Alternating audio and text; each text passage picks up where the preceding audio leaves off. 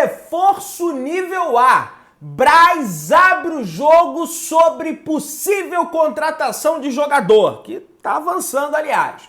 Mais um jogador de saída praticamente confirmada no Flamengo, reunião, Braz indo lá na posse do presidente do Corinthians. Vamos falar sobre Evander, vamos falar sobre Gabigol e várias outras notícias do Flamengo. Você que tá aí, dá aquela moral de sempre, se inscreva no canal, aciona o sino da notificação e deixa o teu like. Se inscreveu aí, de verdade? Então vem comigo, rubro-negro, vamos às notícias do Flamengo, rapaz! Nicolás de la Cruz, agora jogador da equipe do Flamengo, foi eleito o melhor jogador da Argentina no ano 2023. Olha isso, rapaz. O Flamengo tem o melhor jogador do futebol argentino do ano de 2023. Contratado pelo Mengão para a próxima temporada, para essa temporada, né? Se inicia no dia 8, né? Pelo menos a pré-temporada, digamos assim. De la Cruz fez a sua última temporada pelo River e, além de ser um dos principais nomes do elenco, foi eleito o grande destaque do futebol argentino. O portal Transfermarkt foi o responsável pelas eleições. O uruguaio disputou a honraria com nomes como Ezequiel Barco, que é um ponta que é do River Plate também, acho que ele saiu do River Plate, mas estava na equipe do River Plate, que foi aí campeã da Argentina. Esse Barco, inclusive, ele foi campeão da Sul-Americana com o Independente sobre o Flamengo, jogando muito naquele ano de 2017, eu lembro dele. Luiz Advíncula, o lateral direito do Boca Juniors, fez o gol no Fluminense, mas não adiantou de nada porque depois o Fluminense fez outro gol. Sérgio Romero, goleiro. E Valentim Barco, lateral esquerdo, também joga como meio esquerdo, um jogador muito versátil. Daria pro Flamengo contratar, hein? Bom jogador argentino da equipe do Boca Juniors, 19 anos de idade. Não jogou muito bem a final da Libertadores contra o Fluminense, mas também estava na disputa e De la Cruz teve mais de 30,1%, na verdade teve 30,1% dos votos e venceu a eleição com esses jogadores aí cotados a serem eleitos o melhor jogador do futebol argentino. Então o Flamengo tem hoje o melhor jogador do futebol argentino, mas tem que trazer mais. Tem que trazer mais gente aí, hein, Flamengo? Meus amigos, o estádio Almeidão passará por vistoria e capacidade para o jogo do Flamengo pode aumentar, galera. Informação da Isabel Rodrigues e do Pedro Alves do GE.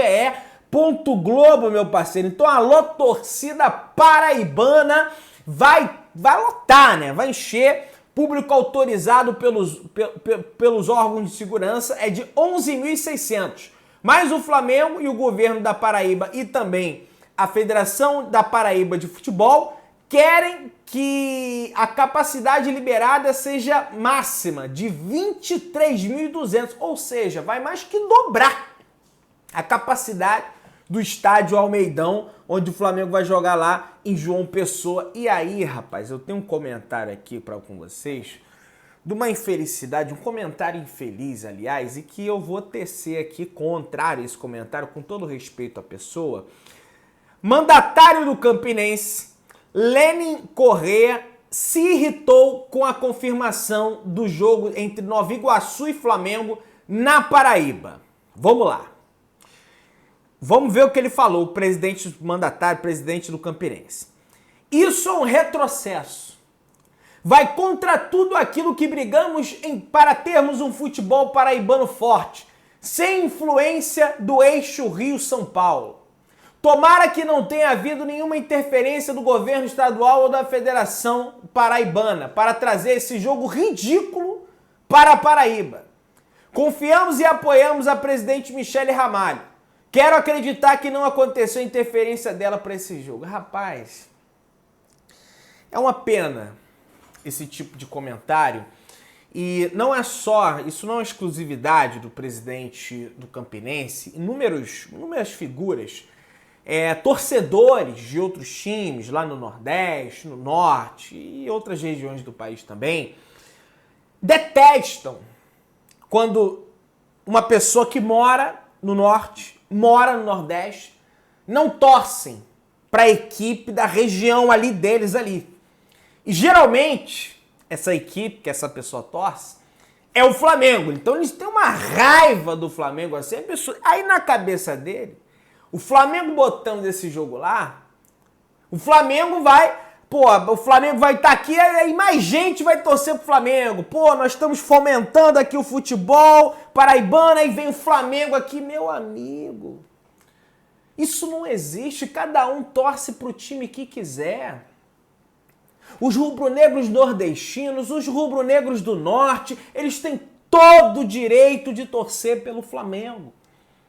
E nada explica qual fenômeno é esse que todo mundo gosta de todo mundo assim. A maioria das pessoas gostam de torcer do Flamengo, gostam de pertencer ao Flamengo, à torcida do Flamengo.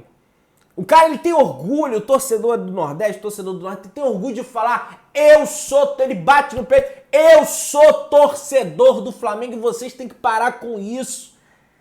E ninguém explica isso. Ah, foi a Globo, foi a Rádio Nacional, porque o rádio chegava lá no Norte, Nordeste, era o futebol carioca. Tá, então por que a torcida do Fluminense não é do tamanho da torcida do Flamengo? Então por que a torcida do Vasco não é do tamanho da torcida do Flamengo? Por que a torcida do Botafogo? Porque não era só jogo do Flamengo que era transmitido, transmitido. Por que a torcida do Bangu? Por que a torcida do América? Flamengo é Flamengo, a definição do Flamengo é essa. Flamengo é Flamengo, não tem essa história. E parem com isso, rapaz. Eu já vi casos de pessoal destratar o cara só porque ele torce para um clube que é de outra... Flamengo não tem região, Flamengo é do Brasil, Flamengo é do mundo, rapaz. Para com essa história, rapaz. Deixa o pessoal torcer em paz aí. Eu fui lá na Bahia e eu vi como é que é. Os torcedores do Bahia recepcionando a gente de uma forma terrível. Ah, vocês aí, pô... Eu com uns amigos baianos lá, vocês torcem pro Flamengo, tem que torcer pro Bahia. Pô, cara. A gente vive num mundo globalizado. Hoje tem vários torcedores aqui no Brasil que torcem pro Chelsea. Eu conheço vários. Torce pro Real Madrid, torce pro Barcelona. Eu vou impedir o cara de torcer? Aí já é uma escala maior, porque ele torce para um time do outro país. O cara ele torce para o time do mesmo país, só que é de região diferente. Qual que é o problema disso? Um absurdo isso, cara. Um absurdo. E ninguém explica. Não tenta explicar o fenômeno Flamengo, que ninguém explica. Não tem explicação. Tá? Infeliz, no mínimo, essa fala do presidente do Campinense. Você aí, já comenta aí, deixa o teu comentário e me fala de onde você é, que eu quero ver de onde a galera aí nos comentários. Um abraço para todo mundo.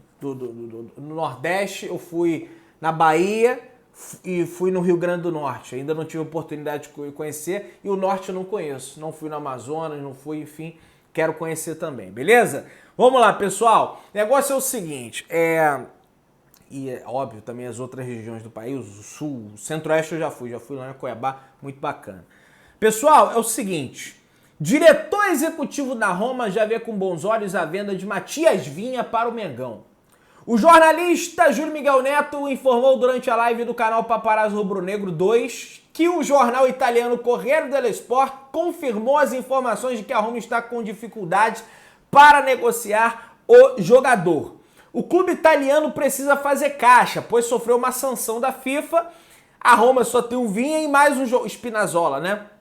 Para negociar o atleta e... Aí tá aqui. O lateral esquerdo segue na mira do Mengão, apesar do jogo duro por parte do time italiano. O diretor executivo de futebol do clube, Thiago Pinto, já vê com bons olhos a vinda do jogador para o Flamengo.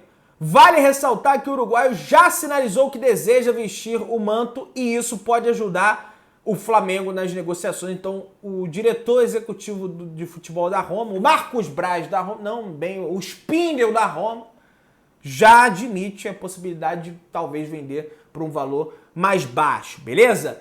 Uma outra situação, meus amigos, é que o Bragantino deu uma cartada final para tentar manter o Léo Ortiz aos 45 minutos do segundo tempo.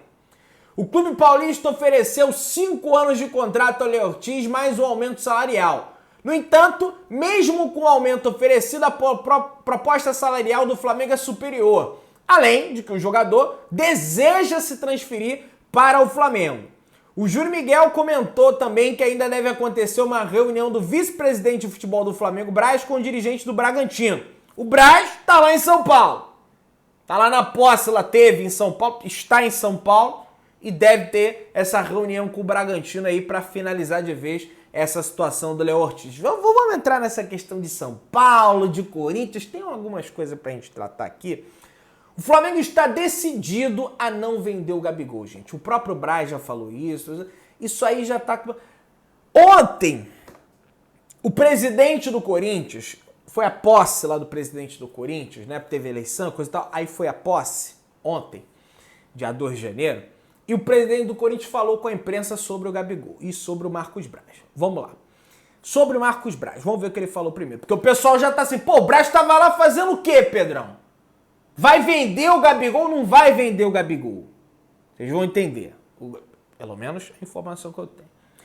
Marcos Braz veio representando o Flamengo. O Bahia veio. O futebol tem que ter integração, harmonia. Eu fui na posse do presidente Marcelo Teixeira, uma satisfação.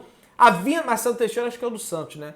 A vinda foi pela posse, tudo sob controle. A negociação com o Gabigol existe, nos interessa, estamos conversando e depende deles. Não é um jogador barato, mas nos interessa. Seria um sonho, se não der certo, temos plano B e C. Corinthians precisa de mais um centroavante também, e falou que não tem essa história de investidor.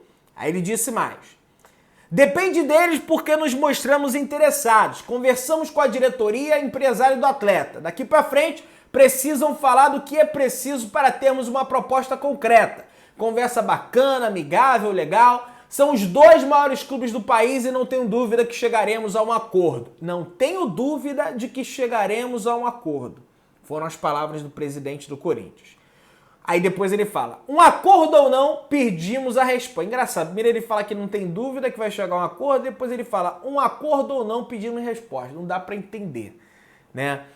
E aí, a informação que o Júlio Miguel Neto traz, eu vi outros portais trazendo também, é que o Marcos Braz estava lá na posse do presidente do Corinthians, pode ter ali integração e coisa e tal, acho que até que a diretoria do Flamengo teve um bom relacionamento com a antiga do Corinthians, mas depois teve problema lá por conta dos ingressos da final da Copa do Brasil 2022, aí o Corinthians não deixou o Flamengo jogar lá na Arena do Corinthians depois, teve um desgaste ali, mas é uma nova diretoria do Corinthians, e a diretoria do Corinthians já sinalizou que quer essa aproximação com o Flamengo, né, ali, Corinthians e Flamengo, as duas maiores torcidas, aquela coisa toda, o Braz foi lá, só que esse objetivo da ida do Braz seria também, né, segundo informações, o Marcos Braz teria se reunido, teria jantado com o presidente do Corinthians pós a posse para decidir o futuro de Thiago Maia, com o Augusto Melo, presidente, e com o diretor de futebol do Corinthians, o Rubão,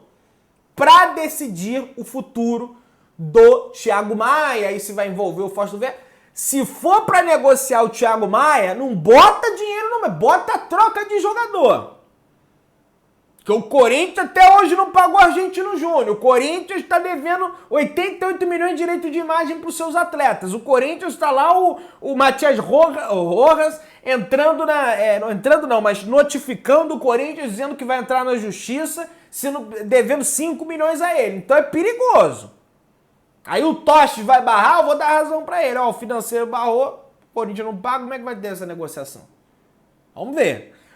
O Rubão, diretor de futebol do Corinthians, entrou no assunto Thiago Maia e Mateuzinho. Existe uma conversa de Flamengo e Corinthians. Não vamos falar nomes. Estamos estreitando relações. Os nomes eu não vou falar. Sai Thiago Maia e Mateuzinho na imprensa, mas prefiro falar depois de concretizar. A cada nome que sai tem 500 nomes usados por empresários. Não só empresários ou fogos internos. E o Rubão falou... Sabe quantos nãos o Corinthians teve? Nenhum.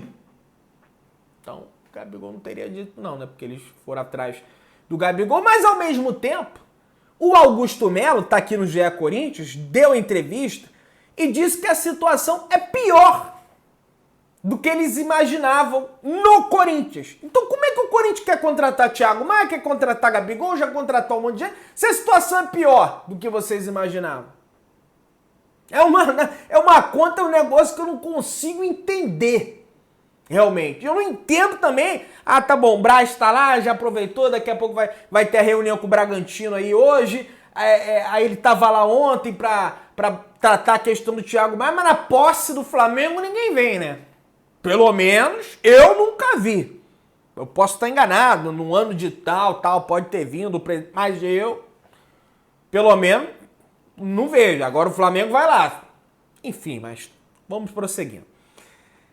A Letícia Marques, que escreve para o GE, escreveu uma matéria bem interessante aqui, ó. Braz admite, né, lá em São Paulo, estava o Marcos Braz. Braz admite interesse do Flamengo em Evander e cita relatórios internos de scouts. Nível A. Vice de futebol explica a negociação e critica o que chamou de ilações sobre a sua relação com o pai e empresário do jogador. Abre aspas. Molecagem, covardia. Vamos ver o que ele falou.